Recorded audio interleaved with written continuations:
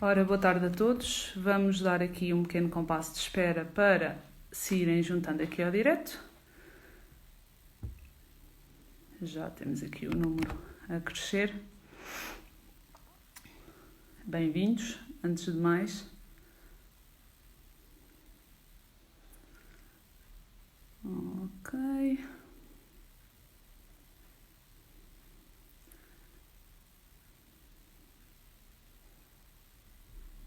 Bem. Ora, muito bem. Boa tarde a todos. Enquanto vamos aqui aumentando o número de pessoas em direto, vou começar por agradecer desde já à Associação Portuguesa de Nutrição pelo convite para estar aqui hoje a participar neste ciclo de conversas e para falar aqui um bocadinho convosco da alimentação no setor social. Felicitar a PN pela organização desta iniciativa, que sem dúvida é uma iniciativa muito válida e muito interessante nesta altura em que estamos todos um bocadinho fora do nosso ritmo normal e assim também permite que nós nutricionistas consigamos continuar a discutir ciência, a discutir nutrição. Desejar que estejam todos bem, todos vós e as vossas famílias, independentemente de estarem nas vossas casas ou ainda a trabalhar no terreno, e relembrar que, à semelhança do que tem acontecido com outros colegas, pretende-se que esta seja efetivamente uma conversa, ou seja, que seja algo interativo, e por isso convido-vos a todos aqueles que assim o entenderem a fazerem as vossas perguntas, a partilharem as vossas experiências relativamente a esta área e aqui a participar um bocadinho desta nossa conversa. Antes de mais, começo por me apresentar. O meu nome é Liliana Ferreira, eu sou nutricionista, neste momento a trabalhar na Caritas de Coimbra, uma IPSS da Zona Centro. E o meu percurso profissional tem sido feito maioritariamente, embora não de forma exclusiva, mas maioritariamente no setor social. É uma área que realmente, desde a licenciatura, que despertava muito o meu interesse, e por isso tenho sido nela que tenho vindo a trabalhar. É uma área que há muitos anos atrás ainda não tinha muita expressão, nem muito interesse da parte da sociedade, mas que efetivamente agora se tem vindo a ver esse crescente interesse e esse crescente reconhecer daquilo que é o papel, ou daquilo que pode ser o papel do nutricionista nas instituições, daquilo que pode ser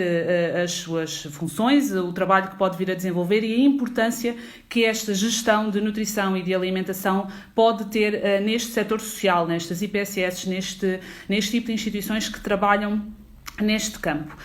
E por isso é com muito agrado que vou ver de cada vez mais colegas a trabalhar nesta área e que se vê efetivamente um reconhecimento desta importância. O que pretendo aqui hoje é falar um bocadinho de algumas experiências, alguns obstáculos, fazer aqui uma partilha de maneira a que também possamos enriquecer um bocadinho este trabalho no setor social. O setor social é sem dúvida um setor de imensos desafios e trabalhar a alimentação no setor social é um desafio constante, uma vez que estamos a falar de locais onde se podem trabalhar as mais variadas áreas de atuação do nutricionista. No meu caso, as 3 áreas ditas principais, embora isto não seja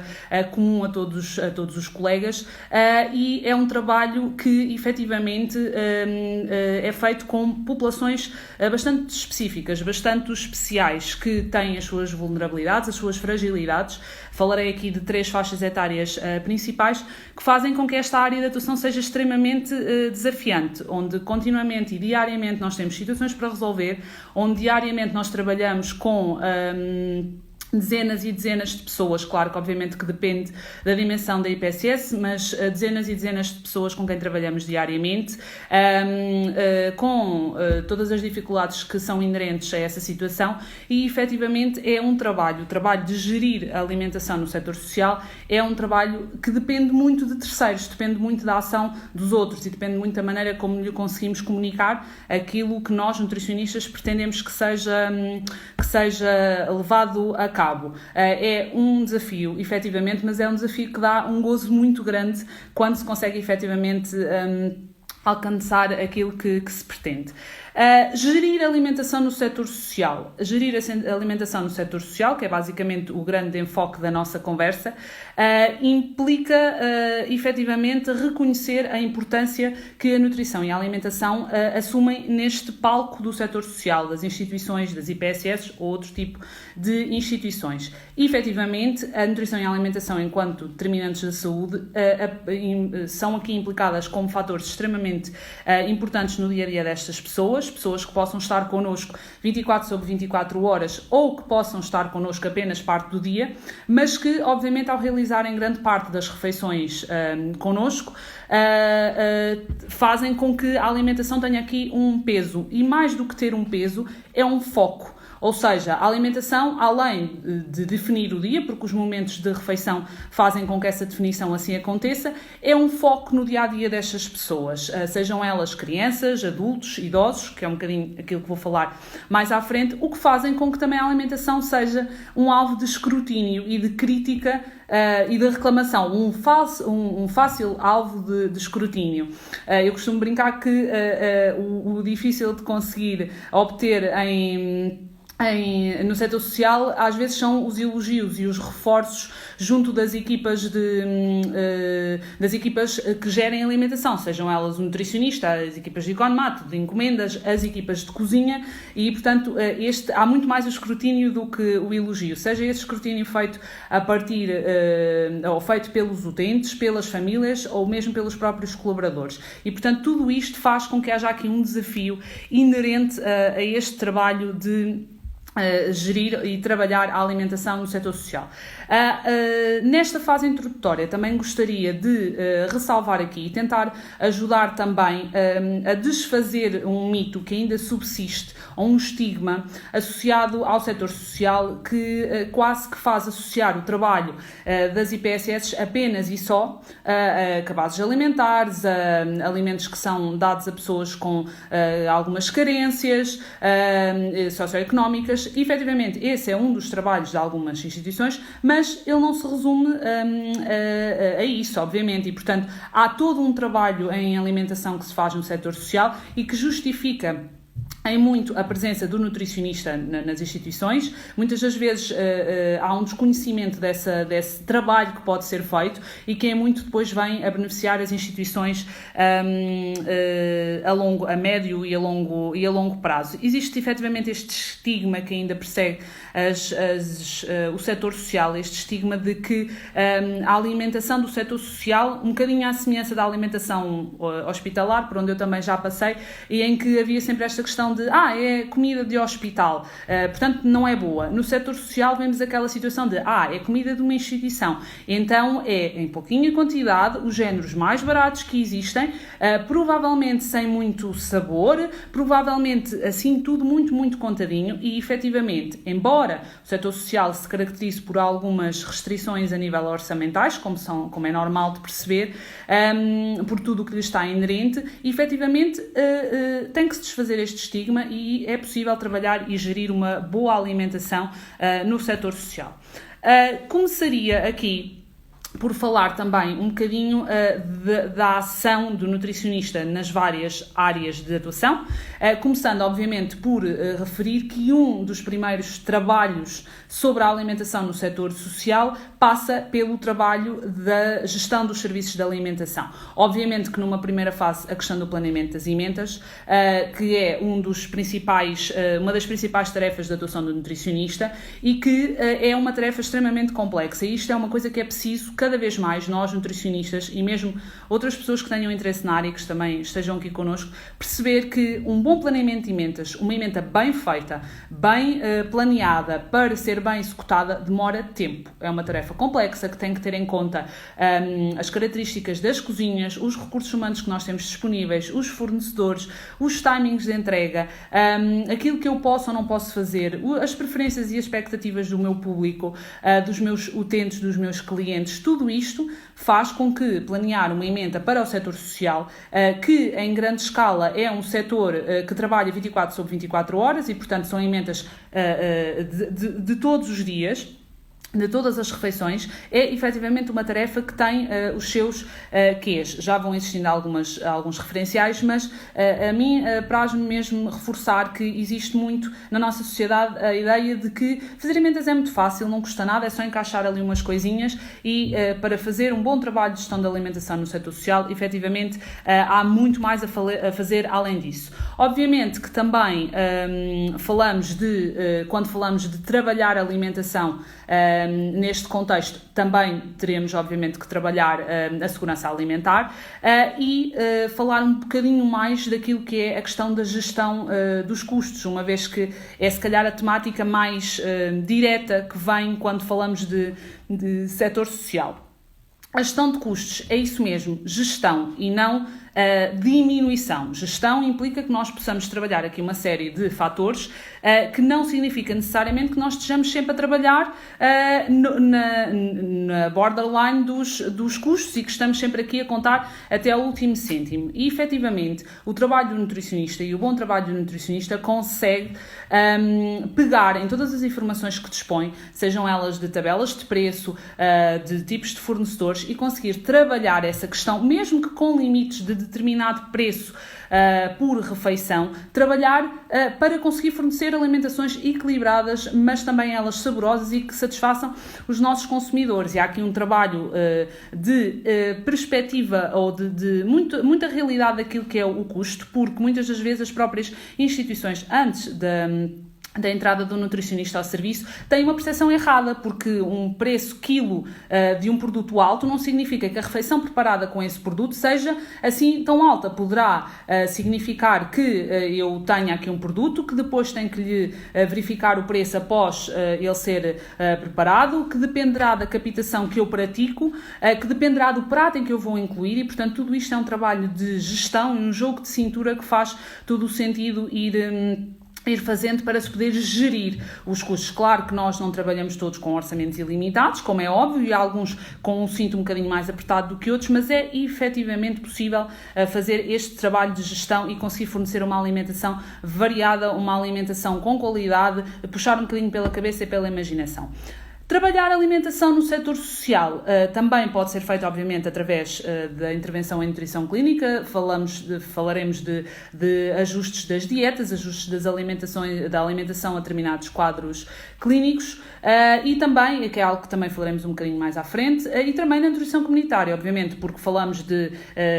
locais ótimos para promover a educação alimentar, para fazer formação, neste caso a colaboradores, a pais, para que efetivamente a nossa mensagem enquanto profissionais possa ser passada. Dois pontos que também gostaria de reforçar quando falamos em alimentação no setor social é a questão do enorme jogo de cintura que é necessário e de uma tentativa de não fundamentalismo da nossa parte enquanto profissionais. Obviamente somos profissionais de saúde, temos princípios para respeitar, mas um não fundamentalismo exagerado, uma vez que estamos a trabalhar num setor bastante específico. E por isso gostaria aqui de abordar um bocadinho as três faixas etárias das quais existem respostas sociais para. Na minha prática nós temos o trabalho com estas três faixas, em alguns outros locais poderá não ser uma realidade, mas também para partilhar aqui um bocadinho convosco os obstáculos que vão surgindo. Começando pela infância, no caso das respostas sociais da infância, efetivamente, esta gestão de alimentação tem os seus desafios, e um dos principais desafios que gostaria de partilhar convosco e também de incentivar a que pudéssemos todos contribuir para esta desmistificação é a questão dos mitos que ainda prevalecem na alimentação da criança, nomeadamente na diversificação alimentar, e não quero puxar muito a este tema porque ele já foi falado numa sessão anterior, mas que bloqueiam imenso a gestão da alimentação no setor social quando há respostas sociais da infância. Eu posso partilhar convosco que a nível de diversificação alimentar continuo a receber crianças, e não estou a falar de bebés, de berçários, estou a falar de crianças de creche, com 1 e 2 anos que nunca introduziram as leguminosas. Por exemplo, nunca introduziram outro tipo de alimentos, o que faz com que, para nós, a nível de gestão de uma cozinha, de gestão de emendas que eu posso efetivamente fazer contemplando leguminosas, mas que depois na prática não vão ser executadas porque eu tenho todo um sem número de crianças que ainda não pode, porque ainda não lhe foram introduzidas pelos pais as leguminosas. E, efetivamente, estes atrasos constantes na diversificação alimentar prejudicam bastante o nosso trabalho e será algo que fará sentido cada vez mais sensibilizar a sociedade. Também como em relação à oferta alimentar das creches, uma vez que existe às vezes aqui uma tentativa de responsabilizar o setor social para dar, durante o tempo em que as crianças estão connosco, tudo aquilo que elas necessitam e um bocadinho ficar, passo a expressão, com o assunto arrumado, mas que efetivamente são questões que necessitam de ser trabalhadas. Obviamente que a questão de trabalhar na infância faz com que este seja um palco ótimo para a questão da educação alimentar, mas que, como é habitual, encontra o primeiro entrave quando não há uma continuidade daquilo que nós tentamos transmitir depois em casa. Falar-vos também um bocadinho de gerir alimentação em jovens e aqui nos contextos de jovens em risco também é um desafio, efetivamente, uma vez que há muito aquela cultura de que se os jovens estão institucionalizados, então a alimentação deles vai ser muito pobre e muito limitada porque eles não terão direito a nada daquilo que teriam direito estando em casa dos pais, o que não é efetivamente verdade, e conseguem-se trabalhar uma série de situações relativamente à oferta alimentar, relativamente àquilo que eles têm direito. Eles têm direito a uma pizza, eles têm direito a um hambúrguer, eles têm direito a uma refeição diferenciada, eles têm direito a tudo isso porque estão connosco e somos nós que temos que lhes provir esse tipo de serviço. Nos jovens temos também uma questão que se verifica imenso, que é a questão de eles tentarem um bocadinho usar a sua condição, chamemos assim, para tentar pedir-nos e mais coisas e tentar ter acesso aqui a outro tipo de alimentos que vão tendo, porque a vida deles é como se estivessem nas casas deles. Temos depois uma situação que acontece muito, que é os jovens, neste caso, que vão a casa durante o fim de semana e que trazem sacos e sacos de géneros alimentares menos saudáveis, um bocadinho que funcionam um bocadinho como recompensa emocional por parte dos pais, das famílias, e que depois torna muito difícil para a instituição, para o setor social, gerir esta disponibilidade alimentar. Efetivamente é algo que nos dificulta um bocadinho. Passando agora para falar um bocadinho nos adultos, e falando dos adultos em situação de risco, como é o caso de toxicodependência, violência doméstica, beneficiários de rendimento social e inserção, todos esses nós trabalhamos no setor social,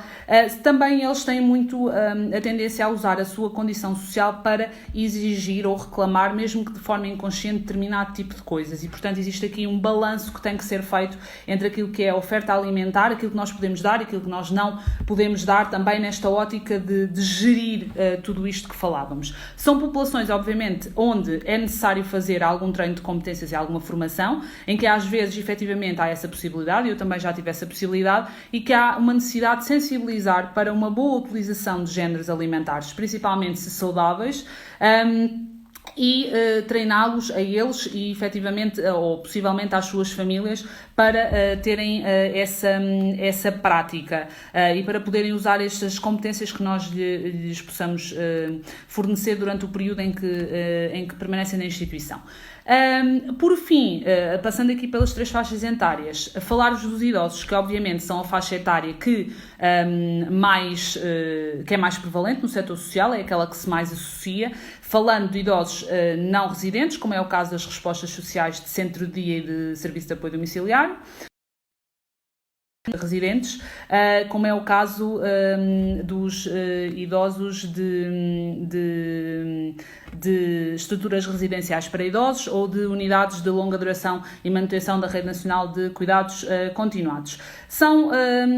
públicos que se caracterizam por uma maior dependência na alimentação, por ter necessidade, por vezes, de algumas tipologias de dietas, necessidade de adaptar algumas consistências, vias de alimentação diferenciadas e que efetivamente fazem com que haja aqui uma necessidade de ajuste. Falando no idoso, efetivamente, gerir a alimentação no setor social faz com que nós tenhamos que ter aqui uma preocupação com a manutenção do estado nutricional do idoso, e aqui gostaria de destacar 3 áreas que ultimamente têm sido áreas em que tem sido necessário intervir e que fazem com que haja aqui uma intervenção muito direcionada na parte da alimentação. A disfagia, para quem me conhece, é uma das áreas que mais interesse me suscita, porque implica aqui uma série de situações a nível de modificação de consistências na alimentação. As úlceras por pressão, porque também temos aqui algumas situações que nos exigem uma maior atenção nutricional, e a questão da hidratação, que é também um enfoque na parte do idoso. Estou a ver que já estão a cair aqui algumas perguntas, também já estou aqui a terminar esta minha primeira parte expositiva. Reforçar também que no idoso nós assistimos muitas vezes aos extremos do estado nutricional, a uma obesidade e a uma desnutrição, que efetivamente também não é fácil de gerir. Relativamente ao serviço de apoio domiciliário, este é um serviço que cada vez mais vai ganhando a sua expressão, o seu maior número de utentes e a sua expressão, e que é efetivamente um serviço onde nós temos aqui alguma oportunidade de intervenção, mas que é um serviço que não é efetivamente fácil, aliás, peço desculpa, de gerir, e que muitas das vezes existe aqui a percepção de que nós temos a responsabilidade de fornecer o 100% da alimentação do utente durante aquele dia ou durante aquele período em que está connosco. Efetivamente, nós fornecemos em grandes quantidades, às vezes até em quantidades maiores àquelas que seria aquilo que nos, ou seja, a refeição que a Segurança Social nos diz que temos que fornecer, mas efetivamente ainda existe da parte das famílias alguma ideia de que nós temos que suprir a totalidade e que não funciona muito dessa forma. Mesmo para terminar esta parte dos idosos, reforçar que também nos idosos perpetuam alguns mitos relativamente à oferta alimentar, que, na minha opinião, e acho que isto é preponderante, é necessário, durante o planeamento das emendas, ter muita atenção à questão das tradições gastronómicas e da cultura alimentar que está aqui nestes idosos muito, muito viva. E, por último, falar também um bocadinho daquilo que é a componente emocional que a alimentação pode ter no idoso. E passo já às vossas perguntas. Mas mesmo para terminar, enquanto que nas crianças nós tendemos a não reforçar, a tentar não reforçar a ideia de que deve haver uma recompensa emocional através da alimentação, muitas das vezes no idoso há que ter este cuidado acrescido relativamente à componente, ao miminho que nós possamos fornecer, ao resgatar de pratos antigos, àqueles pratos que nós vamos fornecer e sabemos que eles vão virar-se para nós e dizer: menina, posso morrer amanhã que eu morro consoladinho. E estas é das situações mais caricatas que efetivamente nós vamos vendo. Não é recompensa emocional, mas efetivamente é aquilo que nós chamamos a comida de memória, a comida de afeto, e que faz todo o sentido haver um jogo de cintura no sentido de a promover. Reforçar também que as próprias guidelines da ESPAN para a geriatria reforçam esta liberalização da alimentação na geriatria, sempre que racionalmente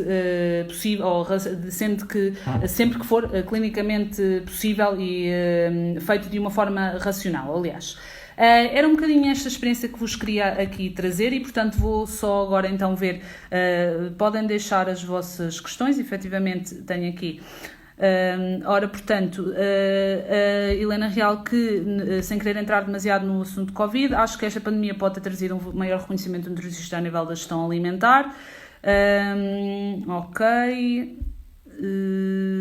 Sim. Efetivamente não coloquei esta questão do Covid na minha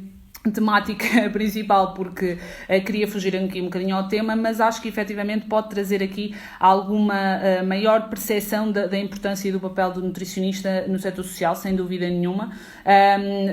e de todo este trabalho de gestão que pode ser feito, porque estamos a falar no setor social, tudo se interliga, tudo está interligado com tudo e, portanto, efetivamente acho que sim, que pode vir trazer algum reconhecimento e mais uma porta neste mercado de trabalho. Em relação a questões de sustentabilidade alimentar, efetivamente sim, claro, nós durante o planeamento das emendas e também durante a questão da gestão de custos que falava, a sustentabilidade alimentar e a preferência por produtos locais e sazonais é constante. Posso-vos dizer, agora a título de exemplo, que ainda hoje um colega do Economado que trabalha comigo foi a um fornecedor local que lhe ligou que não está a conseguir escoar produto para ir comprar uma quantidade enorme de couve portuguesa, que que ainda tem é um preço baixo e produto local de qualidade e, portanto, efetivamente fazemos esta articulação dos fornecedores de proximidade sempre que possível para que possamos aqui buscar o melhor de todos e poder trabalhar também esta questão da sustentabilidade, sim. Não sei se, entretanto, vão caindo aqui mais perguntas, senão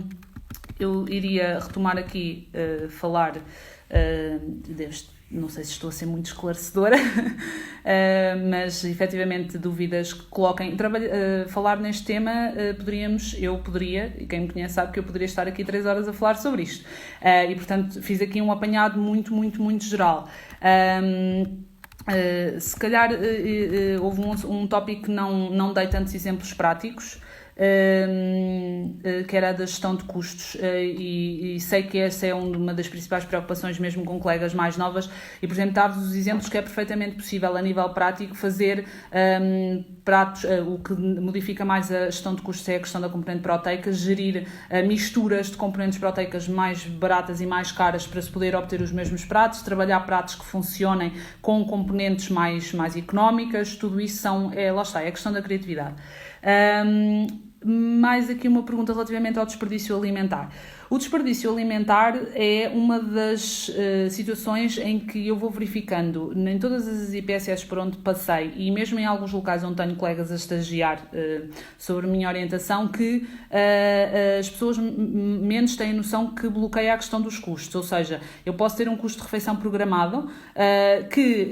está completamente fora da linha porque depois há um desperdício enorme e isso todas as vezes passa por não insistir demasiado em pratos que não funcionam de todo, porque geram um desperdício enorme e obviamente tentar fazer aqui uma gestão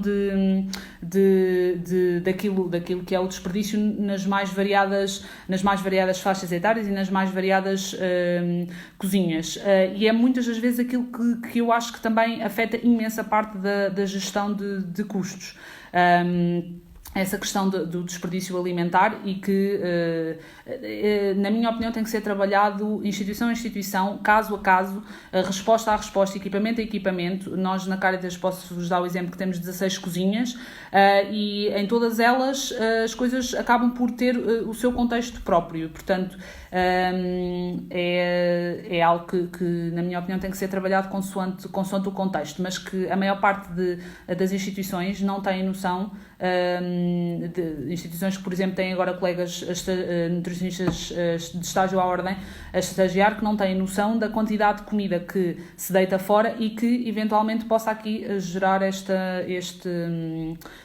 desperdício, e este desperdício não só alimentar, mas também económico. Eu acho que não perdi nenhuma pergunta, provavelmente estarei. Ainda temos aqui mais alguns minutinhos. Não sei se há alguma temática que gostariam que eu abordasse de uma forma. Eu sei que realmente que o tempo é curtinho para conseguir falar de um tema tão abrangente, mas acho que perceberam. Ora, o que é mais difícil de gerir com os funcionários da cozinha?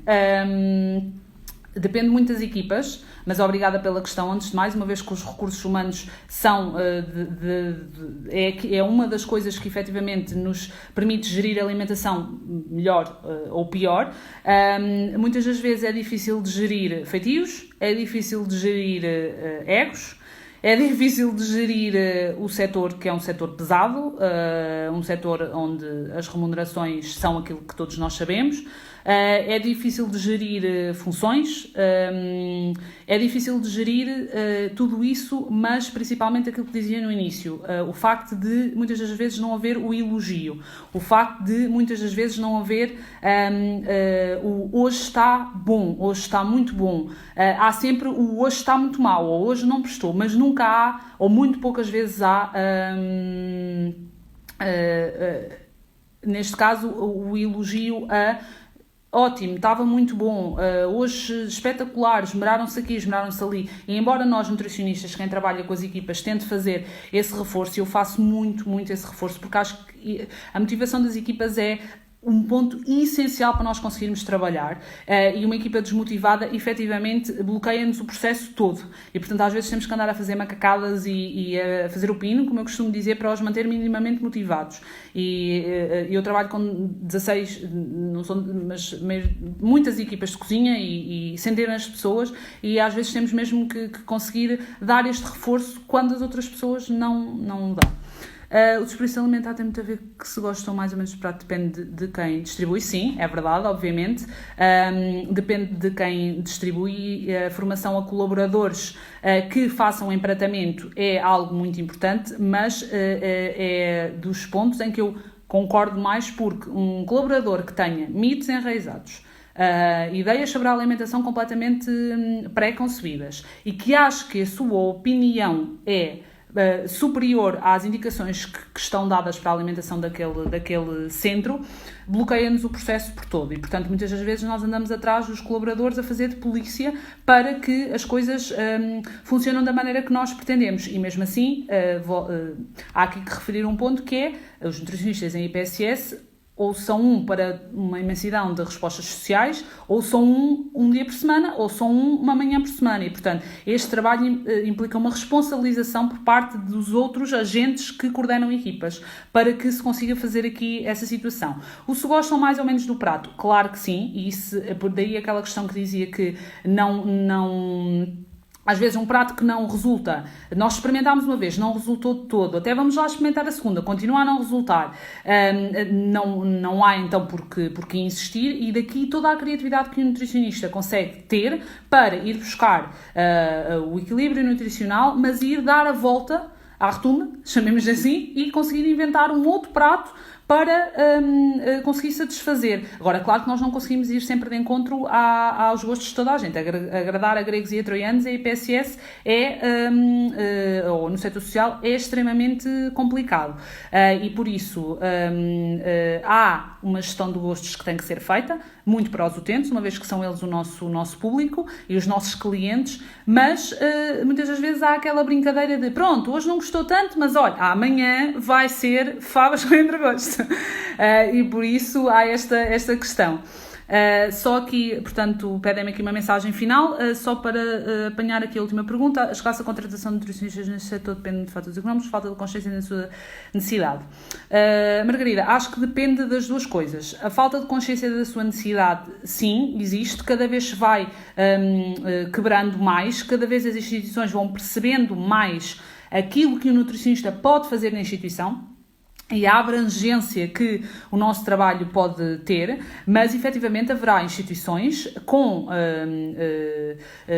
recursos muito mais limitados. Eu dou-vos um exemplo. Há um ano e pouco atrás uma instituição procurou-me no sentido de fazer um plano rotativo de emendas equilibrado, direitinho, com todas as questões adaptadas àquela instituição em particular, mas disse-me de imediato: gostaríamos muito de fazer um trabalho mais in loco, mas não temos recursos para tal. Então, nesta fase, vamos apenas querer um plano rotativo de emendas de 12 semanas, equilibrado e que vá aqui de encontro um bocadinho às necessidades, neste caso de uma IPSS com respostas sociais na infância e com respostas sociais nos idosos.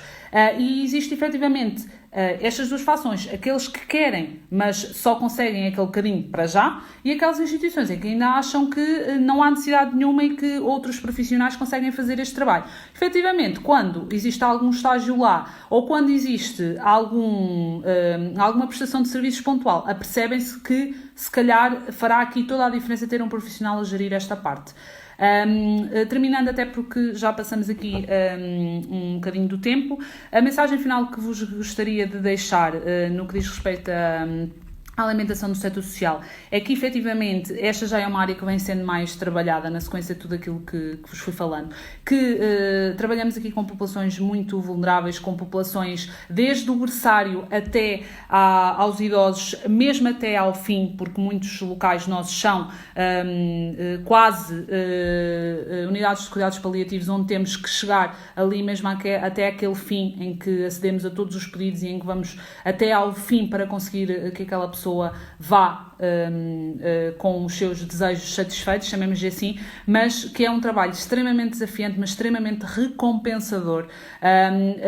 e que a nossa sociedade tem cada vez mais que o reconhecer e que o valorizar.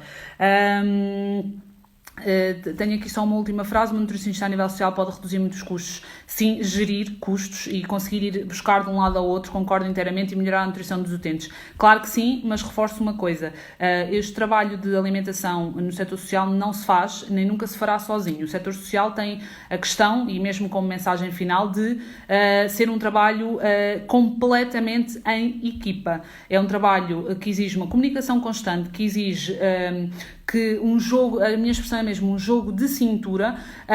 e uma atenção constante. É realmente algo que exige muito de nós para se conseguir fazer o melhor, e nunca se consegue mudar tudo de um dia para o outro, por isso também é preciso saber gerir isso, mas no fundo o que interessa aqui é que todos nós, enquanto profissionais de saúde, consigamos passar a mensagem de que o nutricionista no setor social é efetivamente uma mais-valia, que gerir a alimentação no setor social é possível de uma forma equilibrada, de uma forma saudável, mas também de uma forma prazerosa, e que tudo isto fará com que nós consigamos aqui a longo prazo ir melhorando a alimentação de todos aqueles que passam pelas nossas mãos e que utilizam os nossos, ou que fazem parte dos nossos serviços. Acho que não perdi aqui nenhuma pergunta, e portanto, uma vez que estamos a chegar ao final do tempo, resta-me agradecer a vós, a todos vós, a presença e as questões que colocaram, e este bocadinho que passámos aqui todos juntos. Agradecer novamente à Associação Portuguesa de Nutrição pelo convite. Dizer que também estou disponível para o caso de alguém querer colocar alguma questão, partilhar alguma experiência, para os contactos através dos meios, digamos, habituais. Desejar que todos continuem bem e de saúde nesta altura mais complicada para todos, e despedir-me até uma próxima.